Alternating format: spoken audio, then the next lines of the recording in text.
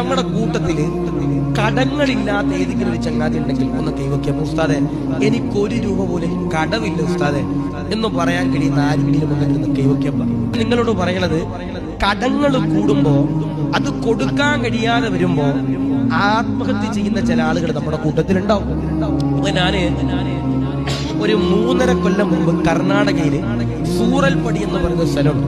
അപ്പൊ ഞാൻ ഈ ട്രെയിനിൽ പോയി മംഗലാപുരത്ത് ഇറങ്ങിയ സമയത്ത് ഒരു 3 ചെറുപ്പക്കാര് എന്നെ വിളിക്കാൻ വേണ്ടി മംഗലാപുരത്ത് റെയിൽവേ സ്റ്റേഷനിൽ വന്നു. ചെറുപ്പക്കാരാ, വലിയ ചെറുപ്പക്കാരെന്നല്ല പറഞ്ഞ ഒരു 30 വയസ്സ് 35 വയസ്സൊക്കെ ഉള്ള ഒരു ചെറുപ്പക്കാരൻ. അപ്പൊ അതിൽ 3 പേര് വന്നു. 2 പേരുടെ മുഖത്ത് ഭയങ്കര പ്രകാശം, 2 പേരുടെ മുഖത്ത് ഭയങ്കര ടെൻഷൻ, ഒരാളുടെ മുഖത്ത് ഭയങ്കര സന്തോഷം. ഞങ്ങൾ റൂമിൽ പോയി ഭക്ഷണം കഴിക്കാൻ ഇരിക്കുമ്പോൾ ഈ 3 പേരും എന്റെ ചുറ്റുമുണ്ട്. 2 പേരുടെ മുഖത്ത് രാവിലത്തെ പോലെ തന്നെ ഭയങ്കര ടെൻഷൻ, ഒരാളുടെ മുഖത്ത് ഭയങ്കര സന്തോഷം. അപ്പൊ ഞാൻ ഈ